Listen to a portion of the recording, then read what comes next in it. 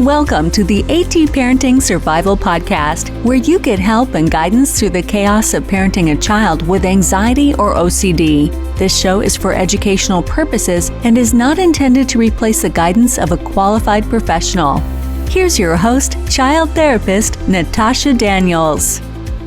Well, hello there, and welcome to another episode of the AT Parenting Survival Podcast. Today, I have an amazing guest who has written an incredible book to really bridge the gap between people who are struggling with OCD and really understanding OCD.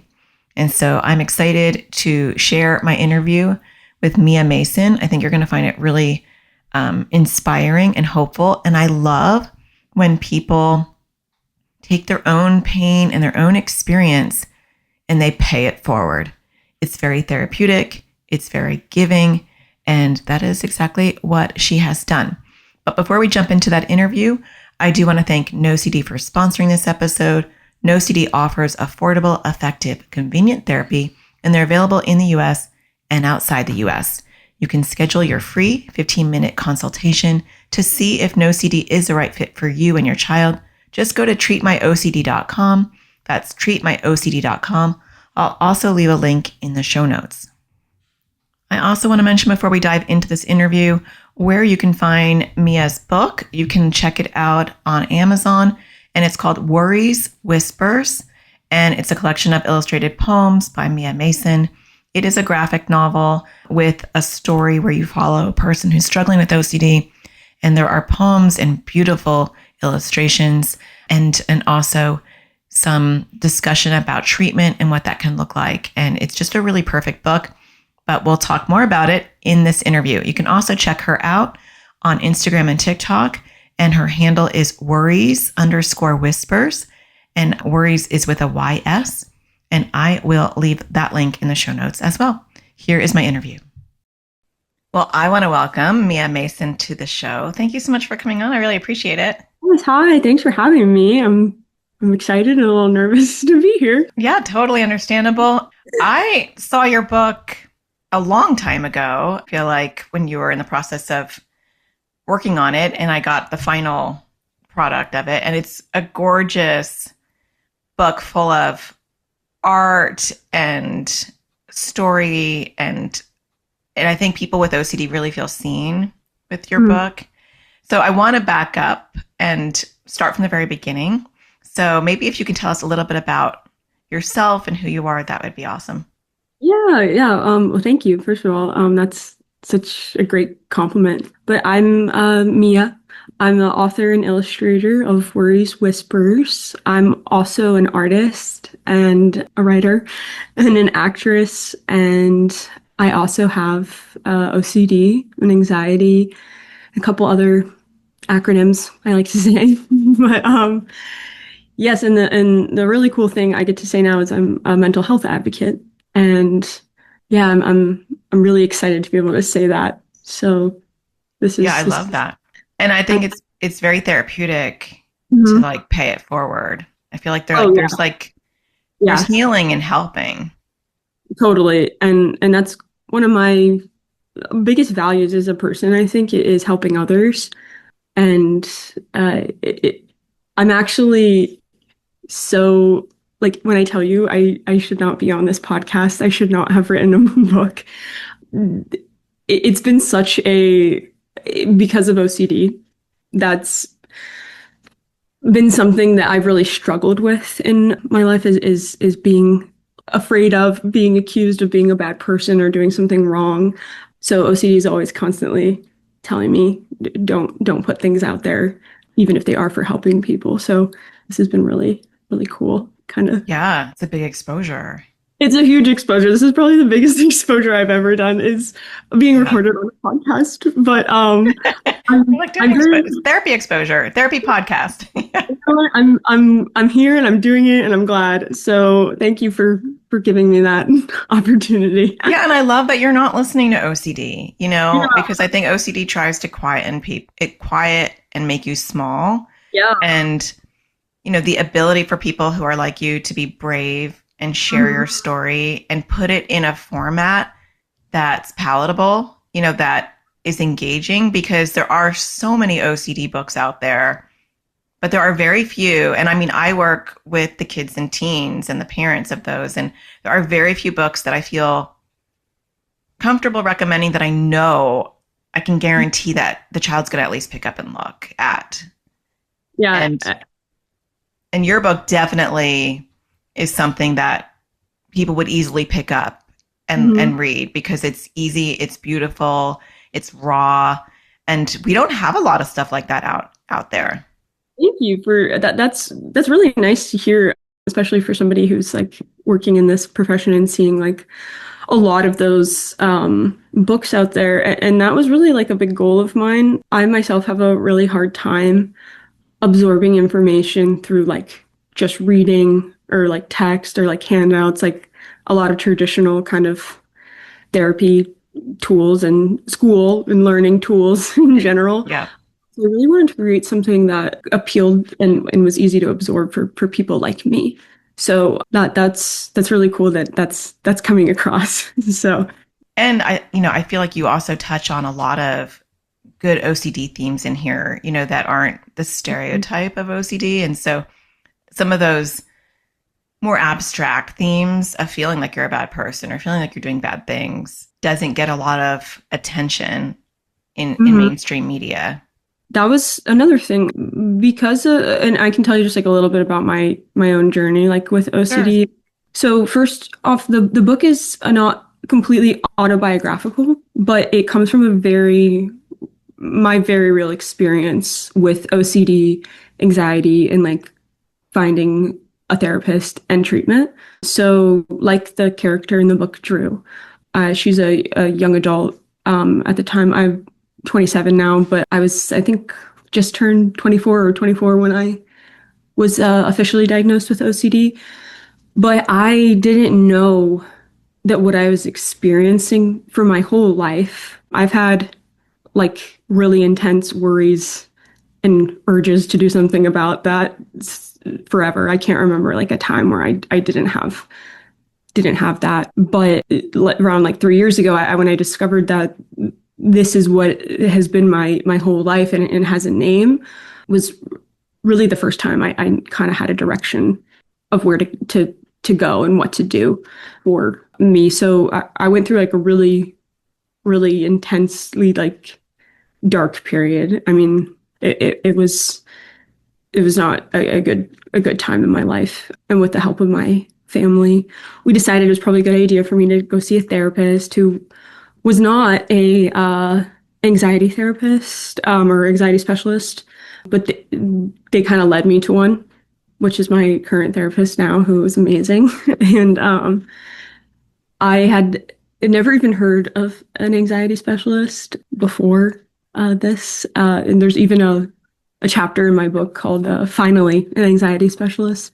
Somebody who like gets what I'm saying, which is really cool. Through our work together, me and my therapist, we kind of discovered that the way that I learn the best is through drawing. So I was actually drawing these concepts as like therapy homework. And that's when things kind of like really started clicking for me, was drawing and connecting these like concepts back to each other. And it was my therapist really who encouraged me to kind of put all of these drawings and like a story into a book like kind of format to put out there, which is something I really wanted to do. But again, like I was saying before, like this was a very like daunting task, not only just like completing it, but like this is what I'm the most afraid of is putting stuff out there. But yeah, that's kind of how it came to be, this project. And I'm really proud of myself for completing it and actually putting it out there. That was definitely the most challenging thing about writing this book, I think, was actually being like, I'm going to put it out there and we're going to see what happens. It's well-intentioned and here we go. So. And how did it go when you put it out there? The response has been overwhelmingly positive, which I I know logically is probably what was going to happen, but OCD or my ghost, I like to say, which is Oh, in I the like book. that. Yeah, so my ghost tries to scare me a lot, is what I what I say, and you'll see that in the book, the ghost Worry, which I didn't really name him Worry, but it's well, his name is Worry, but like Worry to me is a drawing rather than like some people like Yeah. so that's why there's the apostrophe uh, Hmm. whispers. So, Yeah. anyways, but my ghost is yelling at me, like trying to scare me a lot through this like process of putting it out. But I just kind of was like, you know what? I'm gonna be okay with being afraid and I'm gonna put it out there anyways. And yeah, because if you don't, then I am the ghost, you know? So it's Hmm. I Yeah.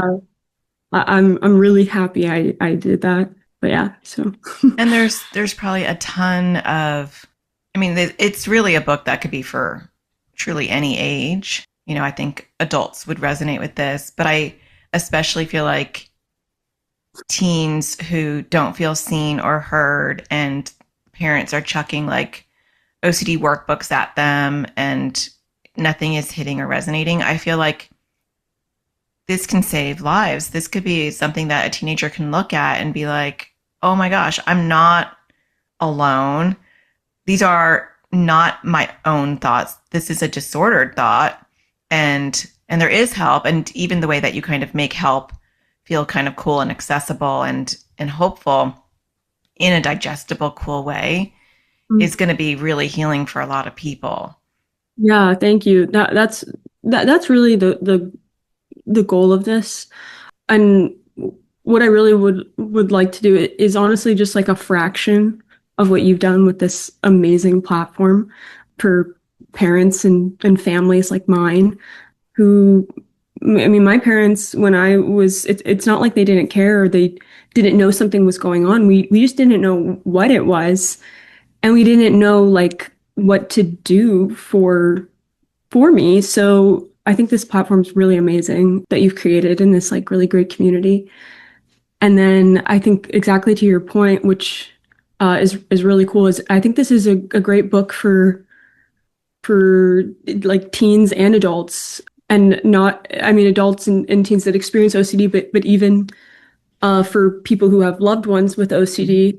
Because just as you said, I really want people to who have OCD not to feel like they're alone in these scary, weird, like you feel like you're so messed up for having these thoughts and sometimes they're logical and are illogical and you're like I know logically that didn't happen, but I'm still afraid this happened. But you're not the only person who feels like that. So I think Yeah. that's really, really cool. And then for like parents, I think what this book does really well is it allows them to have a perspective of their their child or loved one that a lot of like you were saying like a lot of other books that are amazing but they don't really give that perspective of like what it actually feels like to have OCD and like see what it feels like. When I showed my own family, I mean it was like they understood before but they were like I feel what you feel. Hmm.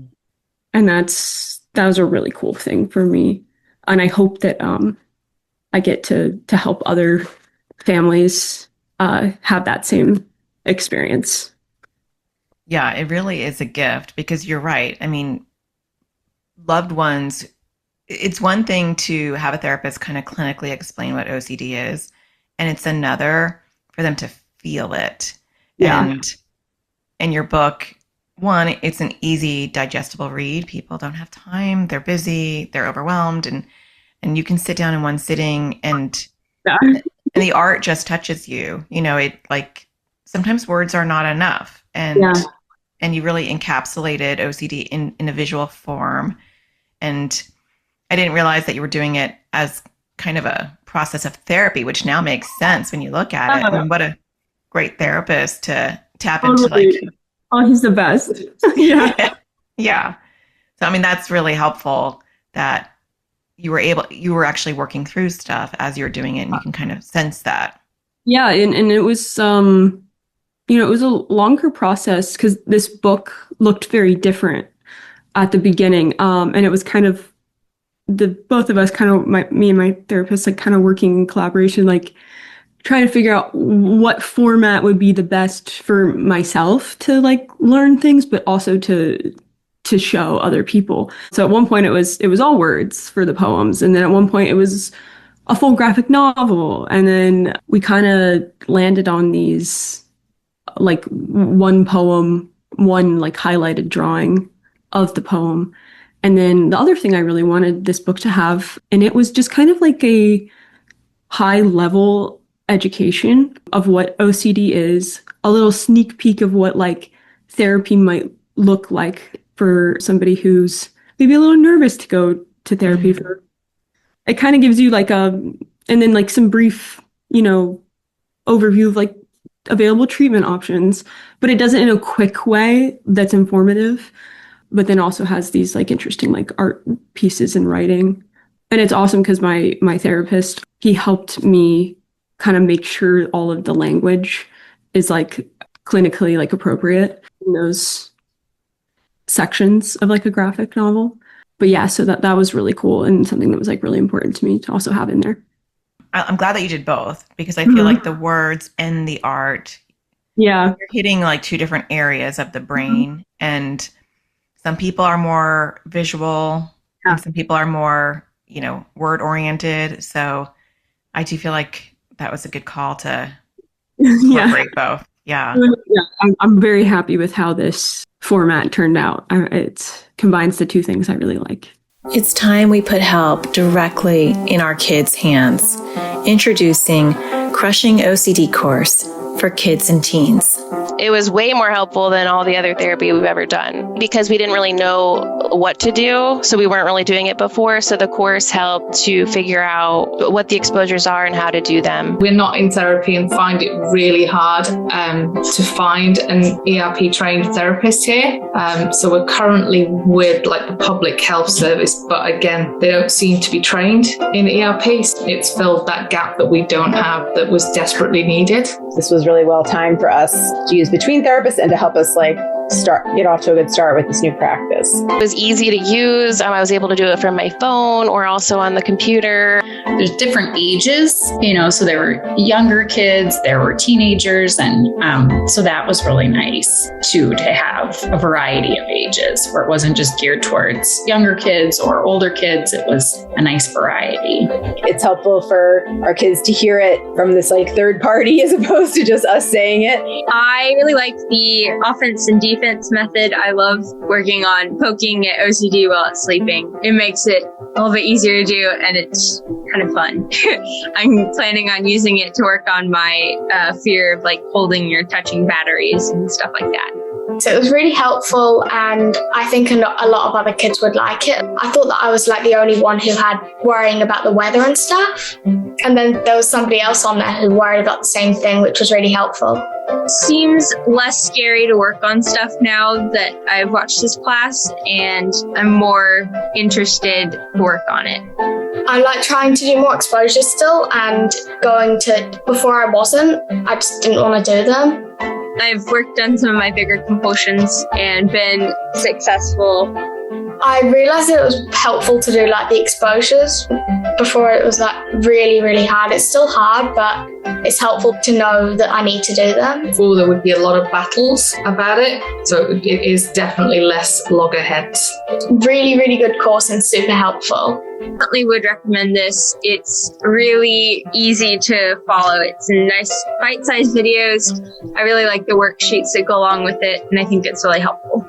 To learn more about this course and register your child or teen, go to atparentingsurvivalschool.com. Can you talk about some of the themes that are brought up in the book?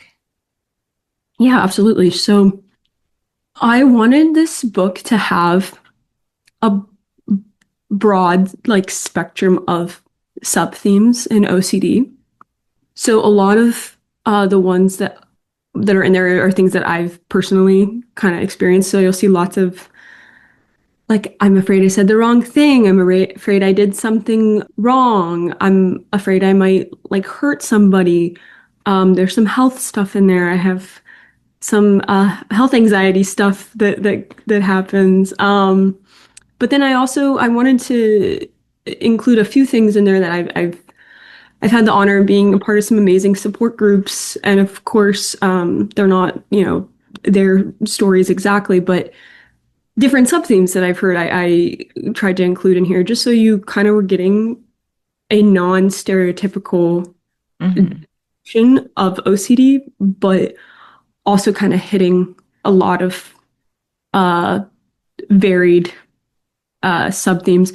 And what's cool is like OCD, it's all about the concept, not really the content anyway. So even if your theme is not hit in this book, you'll really resonate with the feeling of being very intensely worried about something and what has to kind of happen. But I do think it hits a pretty good amount of themes in there. So yeah, I think it does cover a lot. And some of the ones that aren't covered, like those moral OCD thoughts of, being a bad person or doing something wrong, or harm OCD.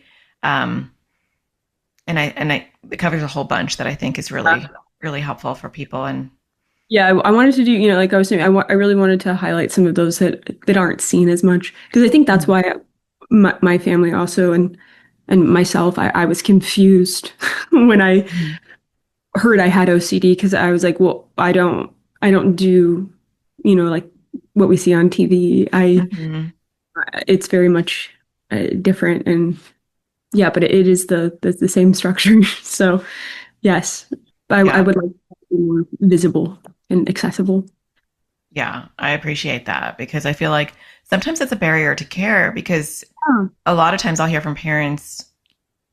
Actually, I'm doing a series right now, and so we have a temporary Facebook group, and these are parents I don't normally work with, and they're all posting their stories in there, and quite a few are like, my teen doesn't think they have OCD, or the OCD, like the therapist said they have OCD and my teen doesn't believe it, doesn't want therapy. And a lot of it is because they are more abstract themes they're not hand washing, for instance, or lining things up. And so they're like, well, I don't have OCD.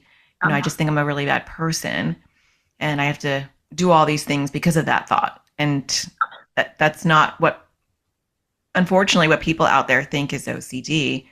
Yeah. Well, and the other thing that, at least what I found, is for a really long time, I didn't want to go to therapy because I was afraid to tell a therapist these scary thoughts that I was having, out of fear of being like judged, or like, I don't know, like what they're going to do with the fact that I think I hit somebody with my car. And like, personally, I know I didn't.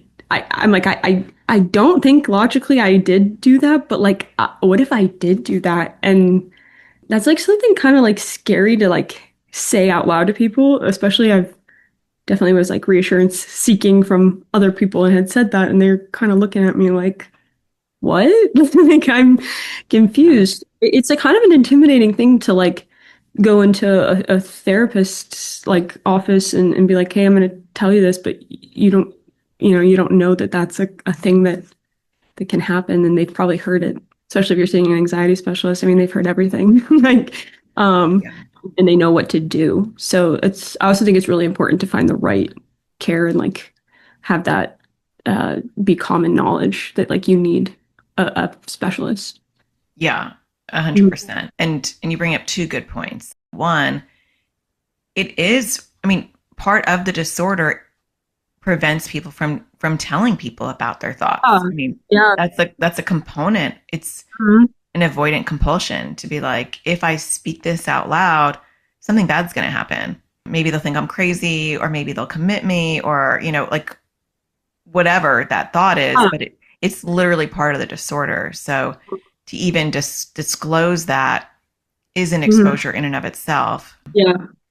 And yeah, it can be just like a really scary thing. But I think, again, what the book does really well is it shows people that there are different themes of OCD, and that they, if they do go ask for help, that they're probably going to be met with a lot of compassion and empathy and help, the right kind of help. So yeah. Yeah. And that is what your second point was, which I think is really important, which is getting the right kind of help.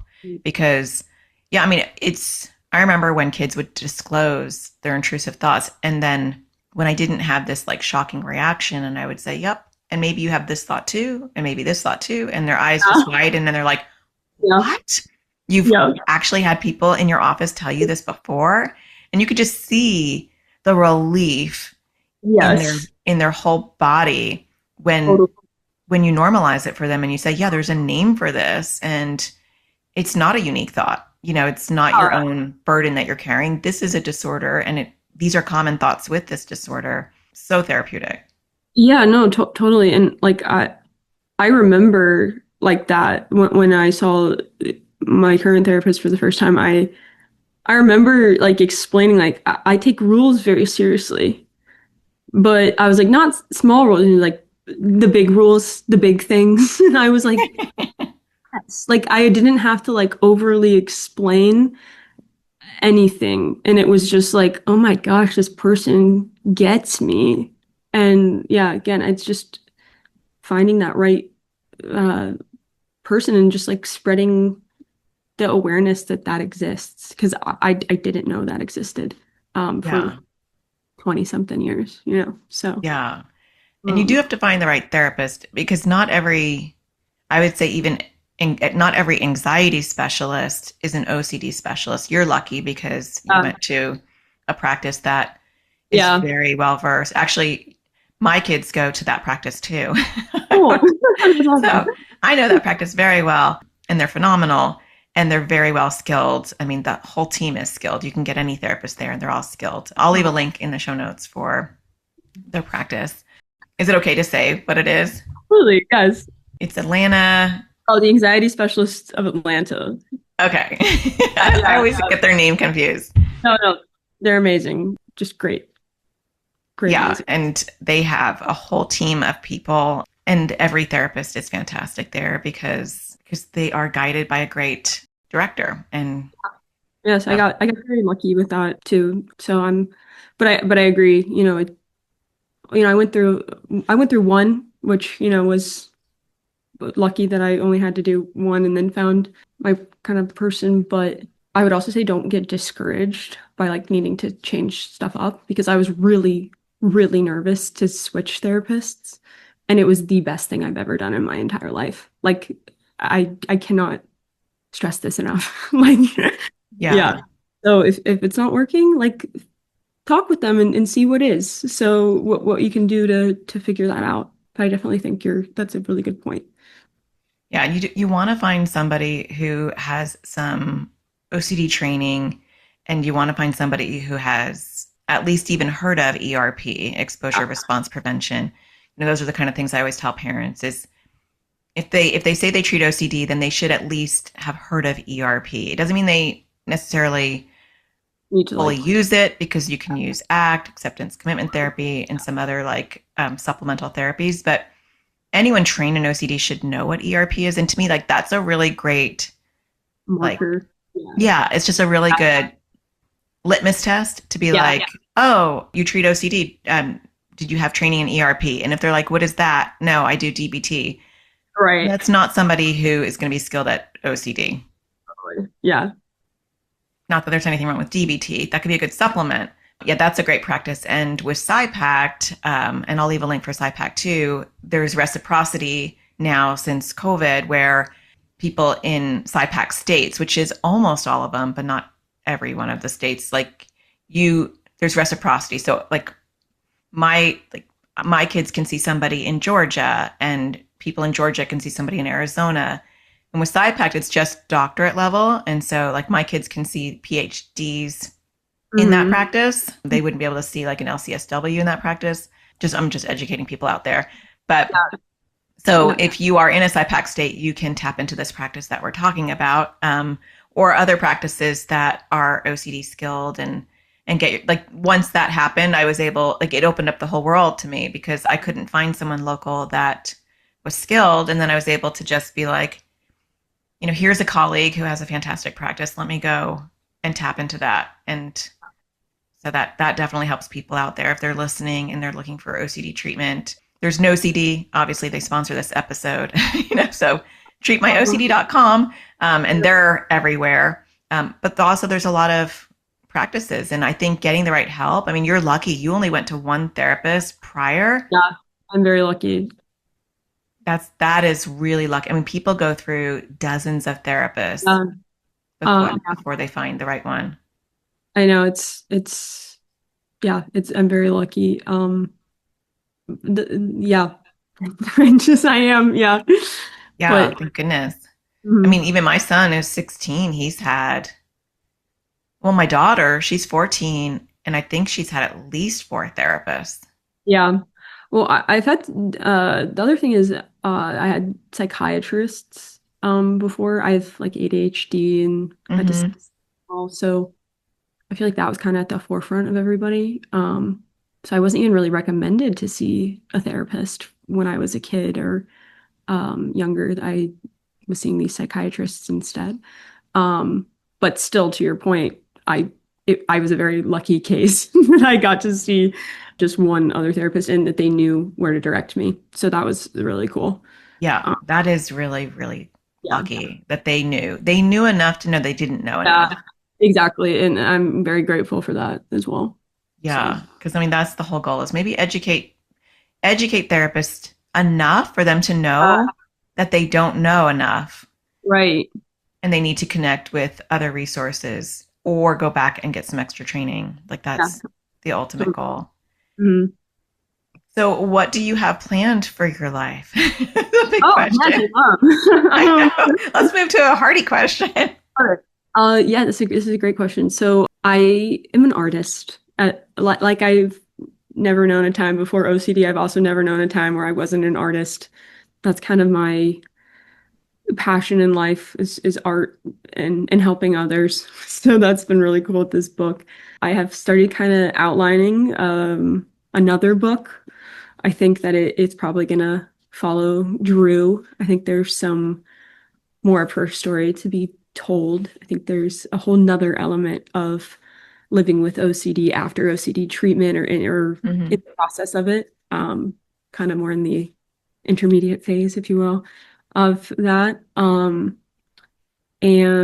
I have a couple other projects that I'm kind of messing around with. They're a little older from stuff floating in my little sketchbook, and I think I'm going to revisit some of those and kind of reamp them, which I think is where a lot of creativity can come from, is kind of finding old things to make new.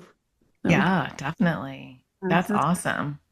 And yeah, I just hope to keep doing this and keep helping people and keep making art. So I love that. Yeah, that's exciting. People can get Worries Whispers on Amazon. I saw it there. Amazon's the main way to get it. It's the way to get it. You can get a physical copy of it. I also have like a e-version. They go on like a tablet, Kindle. And then I also am on Instagram and TikTok, Worries Whispers. I do a lot of like drawing stuff for that too. That's cool. So people will leave your Instagram and TikTok handle in the show notes, and I will leave a link to Worries Whispers in the show notes as well, or you can search it on Amazon, Mia Mason, Worries Whispers. It'll pop right up. Yes. So I appreciate you coming on and doing such great work to really reach people that maybe have been unreachable in the past. Yes, thank you so much. And thanks again for having me and for this awesome platform you've created. Yeah, I appreciate you. Have to come back when your second book is out. Oh, yes. I'd love it. Well, I hope that you enjoyed that as much as I did. She's a phenomenal person and really took all of her creativity and her therapeutic work and put it in a format that other people can benefit. So check out her book, and you can get that link in the show notes. It's called Worries with 'S, Whispers. And you can also check her out on Instagram and TikTok at worries_whispers. Again, I'll leave a link in the show notes. Grab her book. If you have a teen, I would even say like a tween, or if you want to understand the inner turmoil and struggle that maybe your child, teen, or young adult, or even adult is going through, definitely check out her book. It is a very in-depth, beautiful piece of art, and hopefully she'll write a second book. So we'll stay tuned for that. I hope that you're finding this podcast helpful. If you are, don't forget to hit a star, rate it, review it. I greatly appreciate that. That shows parents that there's value in this podcast, which I hope that you find. And stay tuned for next week. We'll be talking about an all-new topic related to anxiety and OCD. And I hope that you find the sparkle in everything you do. Talk to you again next Tuesday. Take care. Thank you for listening to the AT Parenting Survival Podcast. To get additional support raising a child with anxiety or OCD, visit Natasha's online school of on-demand classes at atparentingsurvivalschool.com.